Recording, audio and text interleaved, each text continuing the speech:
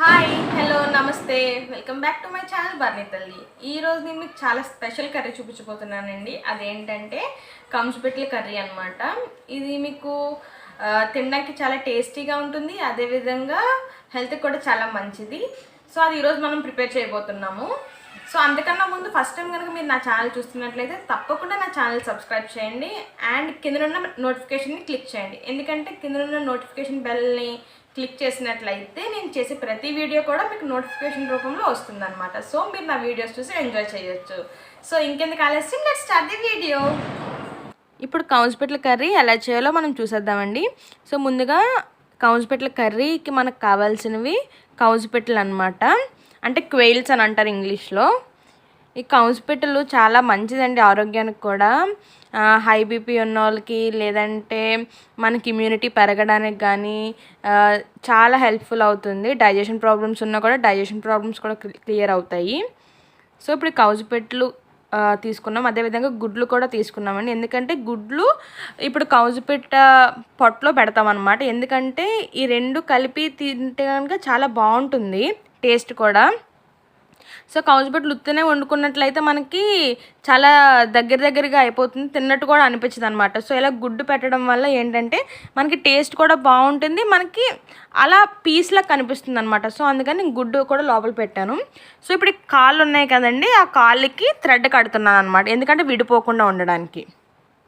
So కాళ్ళకి thread కడితే మనం వండినప్పుడు కూడా మనకి ఏ ఇబ్బంది ఉండదు అనమాట, విడిపోదు. సో అందుకని కాళ్ళకి థ్రెడ్ కట్టాము, అలాగే దాని పొట్టలో గుడ్డు పెట్టామన్నమాట. సో ఇప్పుడు మొత్తం అన్నిటికీ కూడా అలా పెట్టేసుకున్నానండి. దాని తర్వాత ఇప్పుడు దాన్ని మ్యారినేట్ చేయాలన్నమాట. మ్యారినేట్ చేయడానికి 1/4 టీ స్పూన్ అల్లం వెల్లుల్లి పేస్ట్ వేసాను ఆ గిన్నెలోకి. అదేవిధంగా పసుపు, మనకి కావాల్సినంత పసుపు వేసుకోవచ్చు, అంటే కొంచెం వేసుకున్నాను నేను. అదేవిధంగా కారం కూడా వేసుకుంటున్నాను. మీరు ఎక్కువ క్వాంటిటీలో చేసుకున్నట్లయితే ఎక్కువ కారం వేసుకోవచ్చు, మీరు తీసుకున్న దాన్ని బట్టి అడ్జస్ట్ చేసుకుని. అదేవిధంగా సాల్ట్. నెక్స్ట్ ఇప్పుడు ఇదంతా బాగా మిక్స్ అయ్యేట్టు ఒకసారి కలుపుకున్నాను. ఇందులో ఏంటంటే మనం ఇప్పుడు ఆయిల్ కూడా యాడ్ చేసుకోవాలన్నమాట. ఎందుకంటే మనకి ఇలా ఉన్నదనుకోండి పొడిగా ఉంటుంది కదా, అదే కొంచెం ఆయిల్ వేస్తే మనకి స్టిక్కీగా ఉండి మనకి ఎప్పుడైతే మనం ముక్కకి పెడతామో అప్పుడు బాగా అంటుకుంటుంది, బాగా మ్యారినేట్ అవ్వడానికి కూడా హెల్ప్ఫుల్ అవుతుంది అనమాట. సో అందుకే కొంచెం ఆయిల్ వేసుకున్నాను. మీరు ఇంకా కావాలి, ఇంకా లూజ్గా కావాలంటే ఇంకా కొంచెం ఆయిల్ వేసుకోవచ్చు. సో ఇప్పుడు చూస్తున్నారు కదా, ఆ మసాలా పేస్ట్ని నేను ఈ కంజు పిట్టకి పెడుతున్నాను అనమాట. సో వీడియోలో చూపిస్తున్న విధంగా మీరు కూడా అప్లై చేయొచ్చు.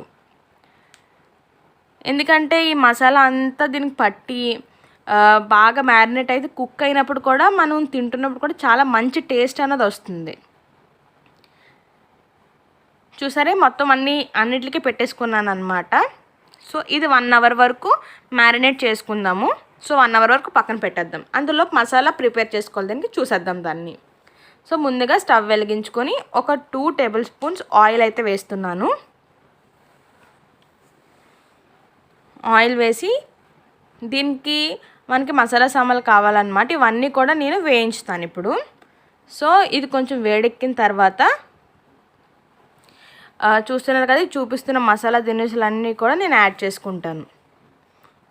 ముందుగా ఇందులోకి ఎండుమిరపకాయలు వేసుకుంటున్నాను. ఎండుమిరపకాయలు వేసి కొంచెం వేగిన తర్వాత అప్పుడు చెక్క వేసాను.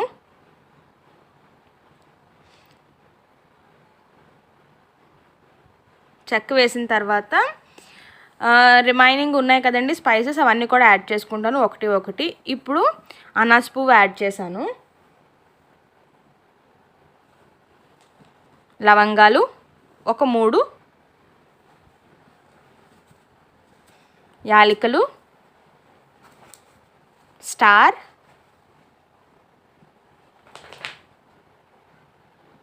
సోంఫ్ వేసి కొంచెం 1 మినిట్ ఫ్రై చేశాను అనమాట. దాని తర్వాత కొంచెం జీలకర్ర కూడా యాడ్ చేశానండి. ఇందులోకి మీరు ధనియాలు కూడా యాడ్ చేసుకోవచ్చు, మిరియాలు కూడా యాడ్ చేసుకోవచ్చు. సో ఇవన్నీ కూడా మనకు కొంచెం ఫ్రై అవ్వాలన్నమాట. కొంచెం ఫ్రై అయిన తర్వాత అంటే ఫ్రై అవ్వాలని 3 మినిట్స్ ఇలా ఫ్రై అయిన తర్వాత వెల్లుల్లి రబ్బలు కూడా వేసుకున్నాను. అదేవిధంగా అల్లం కూడా. ఇవన్నీ కూడా మినిమం ఒక 3 మినిట్స్ ఇలా కొంచెం బాగా వేగిన తర్వాత అప్పుడు మీడియం సైజ్ ఆనియన్ కట్ చేసి ఇందులో వేసుకోవాలండి. సో ఇదేంటంటే చిట్నట్ స్టైల్ కర్రీ అనమాట. సో బాగా వేగిపోయిన తర్వాత ఇది కూల్ అవ్వనివ్వాలి.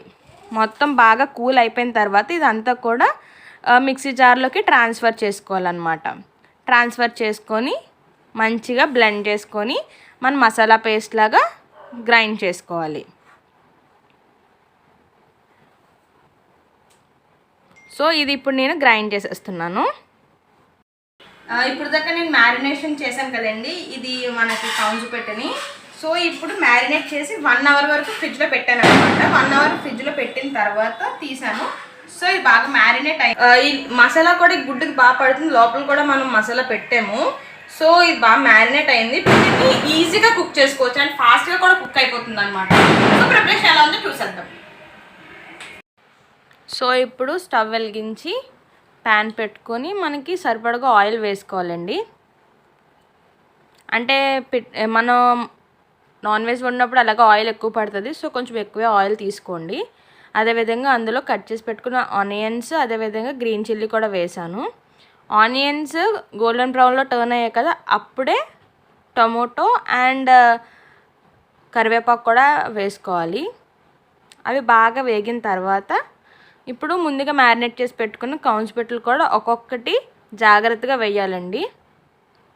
చూస్తున్నారు కదా, వీడియోలో చూపిస్తున్న విధంగా కొంచెం నెమ్మదిగా వేయాలన్నమాట.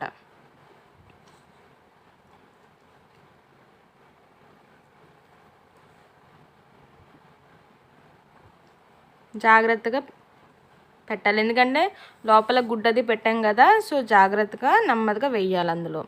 సో ఇది బాగా 2 పక్కల కూడా వేగేటట్టు మనం వేయించుకోవాలి. అన్నీ టర్న్ చేసుకుంటూ నెమ్మదిగా వేయించుకోవాలన్నమాట. వేయించుకున్న తర్వాత ముందుగా గ్రైండ్ చేసి పెట్టుకున్న మసాలా పేస్ట్ని కూడా ఇప్పుడు ఈ కర్రీలో వేసేయాలి మనం.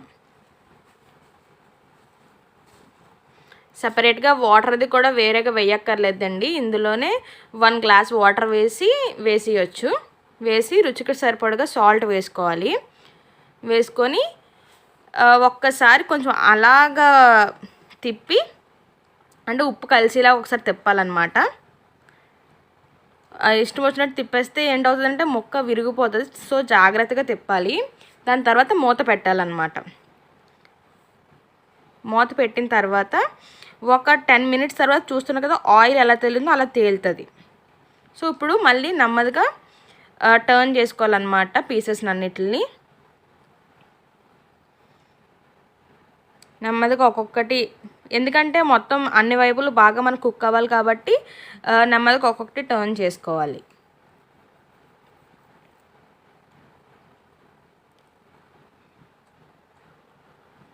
జాగ్రత్తగా కలుపుకోవాలండి. దాని తర్వాత ఇందులోకి ఫ్రెష్గా కొరియాండర్ లీవ్స్ని కూడా యాడ్ చేసుకోవాలన్నమాట. అంతేనండి, ఎంతో టేస్టీ అయినా మనకి కౌంజు పిట్టల కర్రీ అయితే రెడీ అయిపోయింది. అంతేనండి, టేస్టీ కౌంజు పిట్ట కర్రీ రెడీ అయిపోయింది. సో ఇప్పుడు టేస్ట్ చేయబోతున్నాను. సో మీరు కూడా తప్పకుండా ట్రై చేయండి, ఎలా వచ్చిందో చెప్పండి. చాలా బాగుంటుంది అనమాట. ఇప్పుడైతే టేస్ట్ చేస్తున్నాను.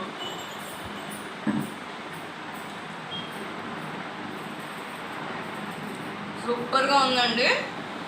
అండ్ ఇందులో మనకి ఎగ్ కూడా ఉంది కదా. సో ఎగ్ మసాలా నిజంగా చాలా బాగుంది. ఇది రైస్తో కూడా టేస్ట్ చేయబోతున్నాను. వేడి అన్నంలోకి చాలా బాగుంటుంది అనమాట. సో